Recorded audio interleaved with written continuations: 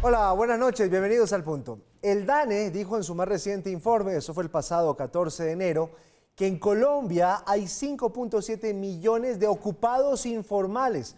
Eso es más que la población de Uruguay, casi el doble de la población de Uruguay. Esto supone un reto para las administraciones locales, departamentales, amén del gobierno nacional. Y un porcentaje de esos ocupados bastante altos son los vendedores informales, los que usted y yo conocemos como los vendedores ambulantes. ¿Qué hacer con ellos? ¿Cómo mejorarles sus condiciones para que tengan un modo de trabajo en la medida de lo posible digno, rentable? Hoy está con nosotros el representante de la Cámara por Bogotá, Inti Asprilla. Representante, gracias por estar con nosotros, bienvenido. Hola Giovanni, muchas gracias por la invitación, es un gusto. ¿Qué hacer con esta sobreoferta, si es que se puede decir sobreoferta, o con esta situación de los vendedores ambulantes en las calles de Colombia y sobre todo en Bogotá? Bueno, lo primero es no ver a los vendedores informales como un problema. Sí, los vendedores informales son una respuesta a un problema estructural que tenemos en Colombia, que es la ausencia de una política de pleno empleo o de salario universal. Es decir, mientras en países como Estados Unidos o como en Europa hay los seguros de desempleo y cuando la gente se le acaba el seguro de desempleo tiene lo que se llama la asistencia social, acá la gente cuando se queda desempleado, cuando no logra ubicarse en el mercado laboral, ¿A la calle? va a la calle, ¿sí? Y eso de todas maneras es una parte muy importante del tejido económico y social que tenemos en Colombia. ¿Qué es lo que hemos insistido? No los vea como un problema, véalos como una respuesta a un problema que tenemos hoy en día y que de todas maneras hay que tender hacia la formalización de esas personas que están en la venta informal. Es decir, permitirles que estén ahí de manera organizada y que en la medida de lo posible logren precisamente aportar a seguridad social, aportar a un sistema de pensiones y que a cambio se les permita estar tranquilamente en la calle. Es romper el paradigma, no verlos como un problema, sino como una oportunidad para aumentar la base, digamos, de personas que cotizan a salud y pensiones, aumentar también la posibilidad de personas que paguen eventualmente un impuesto o una tasa de ocupación y a partir de ahí empezar a generar un tejido de comunicación con ellos, un tejido de confianza con ellos. Eso en cuanto a la formalización, pero ¿qué pasa con el espacio público? Ya. Que es de todos. Ahora vamos a la segunda parte. Digamos, lo que hemos insistido es que lo que es el paradigma que hay hoy en día es que estén de manera organizada en el espacio público. ¿Qué quiere decir eso? Que se establezca una tasa de ocupación, que se establezca el respeto a ciertas normas, ¿sí? A cambio precisamente de estar tranquilo y que la policía no les esté persiguiendo. Por ejemplo, que no generen contaminación auditiva, que respeten las normas fitosanitarias o que sigan un curso, muchos lo hacen de hecho, de manipulación de alimentos, que tengan cuidado con el tipo de cilindros que van a utilizar, que tengan cuidado con lo que es la manipulación eventualmente de parrillas o de asadores de carbón y en la medida posible que estén de manera organizada, que no se extiendan, porque eso también, digamos, hay experimentos que han hecho en que se les pone un perímetro para que estén, ¿sí? Que la persona tiene la responsabilidad de estar en un perímetro de 1,5 metros, 2 metros y que no se empiece a extender 4 o 5 metros. También hay una realidad que es muy cierta y es que muchos vendedores informales no son lo que la Corte protege, es decir, no son personas que sean empleadas por ellas mismas, ¿sí? Desafortunadamente muchas personas o muchas veces hay estructuras que se aprovechan de la precariedad y lo que hacen es que le dan una carreta a un vendedor informal, le ponen a pagar una cuota y eso está generando un beneficio, no como lo protege la Corte para la persona vulnerable, sino para un empresario que hay muchas veces detrás. Pero son casos aislados, pero sí, en la medida en que tú respetas al vendedor informal, empiezas a tener una interacción con él, eso se va bajando. Y por el otro lado, también hay que decirlo, hay mucho vendedor informal que lleva muchos años en la calle y que ha logrado tener una buena clientela precisamente porque presta un buen servicio, ¿sí? Y muchos de ellos no son personas que uno pueda decir que están en situación de precariedad, pero eso no implica de ninguna manera que el hecho de que un vendedor informal se gane, por ejemplo, 2 millones de pesos está mal. 2 millones de pesos apenas con lo que vive una familia estrato 2 o 3 cuando tiene 3 hijos. Entonces trata de entender que todos tenemos derecho a buscar nuestro mínimo vital o a buscar un salario digno y empezar a interactuar con ellos, pero a través del respeto y siempre reconociéndolos como unos sujetos de derechos. Representante, ¿cuáles son los deberes que un vendedor ambulante tiene hoy? El deber que tiene él es el deber de respetar el espacio público y de no abusar del derecho. ¿Sí? Yo soy abogado y siempre se ha dicho, uno tiene un derecho, pero no debe abusar del derecho. Sí. Tú tienes derecho acá en lo que es la ponderación de derecho está por encima el derecho al mínimo vital, el derecho al trabajo, por encima del derecho al espacio público. Pero eso no quiere decir que tú puedas abusar de tu derecho. Es decir, que por ejemplo, si tú eres un vendedor informal que está ocupando el espacio público, no tienes derecho a ocupar 4 o 5 metros. no tienes derecho a, digamos, a no respetar las normas de contaminación auditiva, no tienes derecho, por ejemplo, a estar empleando otras personas para que estén ocupando el puesto cuando tú no estás. ¿Sí? No es respetar el derecho por parte de la administración hacia los vendedores, pero tampoco que ellos abusen. Y eso se logra a través de una figura que se llama los pactos de autorregulación. Es decir, la administración reconoce quienes están ahí, los censa, firma un pacto de autorregulación con ellos en los cuales ellos se comprometen a respetar ciertas normas como las que acabamos de decir. ¿No es bueno acaso zonificarlos, ubicarlos en unas zonas específicas de Bogotá? Digamos, todo lo que se llama reubicación está tendiente al fracaso. Cada vez que tú hablas de vamos a resolver el problema y los vamos a reubicar o vamos a crear un nuevo sitio, eso siempre ha tendido al fracaso. Todas las experiencias de reubicación en la ciudad de Bogotá han fracasado. ¿Por qué? Porque el vendedor informal se hace por naturaleza donde hay demanda. Donde hay clientela, claro. Donde hay clientela. Entonces, si tú mandas a un vendedor informal, por ejemplo, una bodega en San Victorino que no está posicionada, por donde no pasa nadie, lo estás mandando a la quiebra. Y eso hay muchos casos. Está, por ejemplo, el Centro Comercial Veracruz, que también fue un fracaso. Entonces, es romper el paradigma de pensar que ellos son un problema y que tenemos que sacarlos y reubicarlos, sino que estén de manera organizada. Y también ahí, digamos, hay una necesidad de una armonización entre lo que es la política del espacio público a nivel distrital o a nivel municipal y la necesidad de una política de empleo y de garantía del mínimo vital a nivel nacional. ¿Usted cree que la séptima, como quedó ahora peatonalizada, es una garantía o es una opción para estos vendedores? ¿O está fuera de control? Digamos, ahí el caso de la séptima es bastante particular. Ahí hay diferentes categorías de vendedores y con diferentes especificaciones socioeconómicas. Está, por ejemplo, los artistas. Los artistas tienen una categoría especial que es protegida constitucionalmente. Pero y hace no es parte, un vendedor ambulante, ¿sí? Pero a veces en la administración anterior lo estaban sacando como si fueran vendedores informales, ¿sí? Entonces, por ejemplo, están los artistas.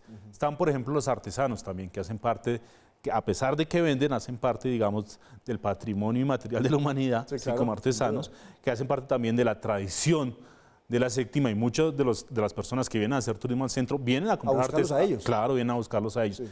Está la persona que tradicionalmente ha estado en la séptima, es decir, que puede vender, por ejemplo, libros o que puede tener un puestico de dulces tradicional, y están lo que se llaman vendedores itinerantes. Y eso es lo que hemos visto recientemente.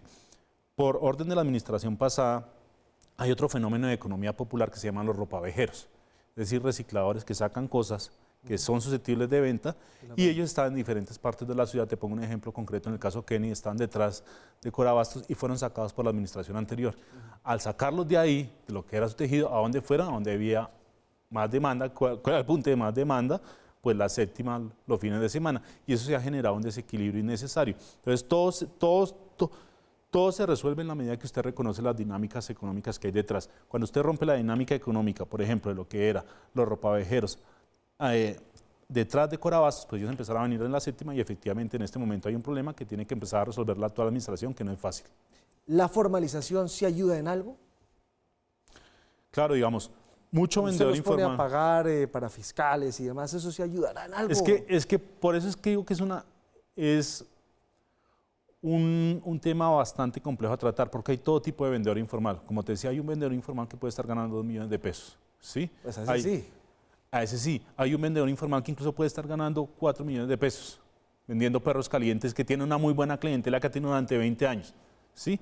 Pero está, por ejemplo, el vendedor informal que vive en una situación de precariedad. Entonces ahí, obviamente, al vendedor informal que gana entre 2, 4 millones de pesos, que con eso ha mantenido su familia, muchas de las personas que lograban ir a la universidad, por ejemplo, han sido gracias a que sus papás trabajaron como vendedores informales. Y antes había una tendencia a pensar que era muy malo que un vendedor informal logre sacar a su familia adelante o logre llevarlo a la universidad. Yo creo que todo lo contrario, ¿sí? Pero en ese orden de ideas también que empiece en ese caso, a mirarse la posibilidad de que ellos paguen un impuesto especial. Está el caso muy diferente de las personas que vienen en situación de precariedad, que venden en la calle, pero que obviamente muchas veces no logran ni siquiera ganar el salario mínimo, y en ese orden de ideas a ellas no se les puede estar cobrando. Pero todo parte de socializar con ellos, reconocerlos y a partir de ahí empezarlos a caracterizar. Eso no es una tarea fácil, y lo primero es no atropellarlos, no mandarles a la policía, que hemos visto que afortunadamente hay un cambio de paradigma por parte de la alcaldesa Claudia López. Hablando de la policía, puntualmente del ESMAD, y no puedo desaprovechar que lo tengo aquí, representante, El SMAT, ¿le gustó esta decisión de la alcaldesa, de los protocolos, de ponerlos ya como un último recurso? Digamos, lo que hace Claudia López es recoger lo que ha dicho la Corte Constitucional debe ser el enfoque del respeto al derecho a la protesta. Cuando se reguló la protesta en el Código de Policía, la Corte analizó cuál era el enfoque que tenía que darse de acuerdo a los pactos internacionales que ha firmado Colombia. ¿Qué se dice a nivel internacional? La aplicación de la fuerza es el último recurso, ¿sí? Ahí hay de todas maneras un problema estructural. Yo se lo he dicho a Claudia, el problema estructural que tenemos es que quienes hacen parte hoy en día del SMAT son personas que están formadas bajo una doctrina de confrontación con la protesta. De choque. De choque. Hay también, eso hay que reconocerlo, un grupo pequeño de vándalos infiltrados de todo tipo, Sí, claro. de gente que quiere dañar el paro y de gente que piensa que esa es la manera de, digamos, enarbolar una causa social, que les gusta de todas maneras chocar con el SMAT, ¿sí?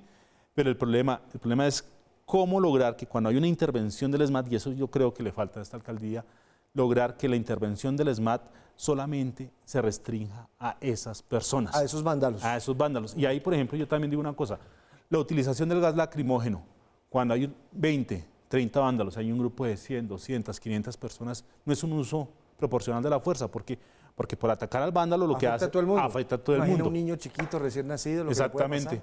Y eso ha pasado muchas veces que, por ejemplo, el uso del gas lacrimógeno lo que termina es afectando a una persona que iba pasando por ahí. Entonces, creo que hay un avance por parte de la alcaldesa Claudia López, pero creo que Claudia tiene que entender que hay un problema estructural sobre la formación de la fuerza, no solamente de la fuerza disponible por un lado y del SMAT, y que mientras no se cambie ese paradigma de formación y no empiezan a haber investigaciones de los abusos de fuerza que se han cometido tanto el año anterior como los que se han denunciado este año, que son mucho menores, siempre va a haber un problema potencial de abuso de la fuerza, a pesar de que se aplique el protocolo que está conforme a los estándares internacionales. Pero hay quienes dicen, pero si no es el SMAT, ¿quién nos va a defender de esos vándalos? No, pero por eso es lo que estoy diciendo. Yo nunca he No dicho, es acabarlo. yo he dicho, hay que acabar el SMAT, hay que crear una fuerza nueva antidisturbios, y en la transición de esa creación hacia una nueva fuerza antidisturbios, hay que reforzar, digamos, la política de respeto de derechos humanos en el SMAT.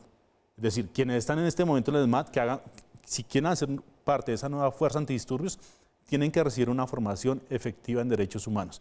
Y quienes están también en el SMAT en este momento, hay que exigirles que los respeten. ¿Cómo se exige eso? A través de investigaciones. Y esa es la gran falencia que tenemos. No hemos visto en todos los casos que hemos denunciado el año pasado, empezando por lo que fue el día del skate, que vimos unas escenas horribles de cómo le pasan, vimos cómo le pegaron a una mujer con un casco, solo hubo un sancionado, 6 meses, después de que vimos que eso fue un abuso generalizado.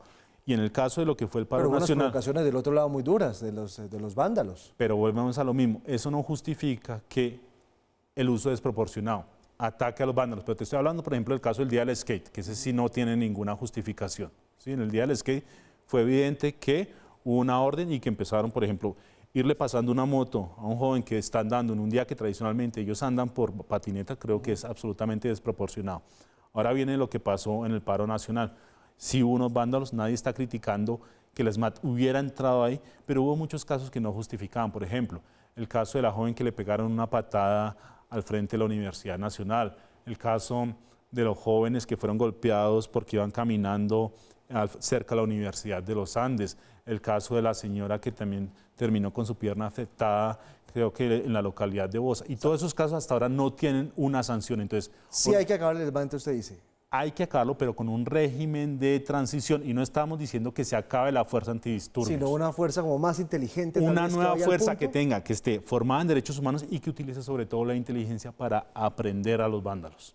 ¿Y eso será posible en esta administración de Claudia? ¿Usted cómo la No, pues digamos, eso, acabar el SMAT no es facultad de Claudia, ¿sí? Es facultad del Gobierno Nacional y de lo que hagamos en el Congreso de la República, que no va a pasar. Lo que yo he dicho es, lo que ella ha tomado la decisión de utilizar el SMAT en ciertos casos. Y hay ciertos casos, como en el caso de los vándalos, que se justifica la utilización del SMAT, pero no el uso desmedido de la fuerza por parte del SMAT. Y es importante que Claudia empiece a exigir, no solamente que ya puso el debate de la infiltración de los vándalos, sino que también por el otro lado, ella empiece a exigir que hayan investigaciones al interior de la policía sobre las denuncias que se han hecho, que hasta el momento no hay resultado respecto al paro nacional, a excepción del caso de Dylan, pues que era absolutamente más que evidente. Sí. Hablamos de este tema porque ya se vienen otras jornadas de marcha en los próximos días. Representante, muchas gracias por estar con nosotros. Muchas gracias, fue un gusto. Me conecto con el set de Red Más Noticias. Ahí viene Paula y Mauricio con todos los hechos de Colombia y el mundo hoy.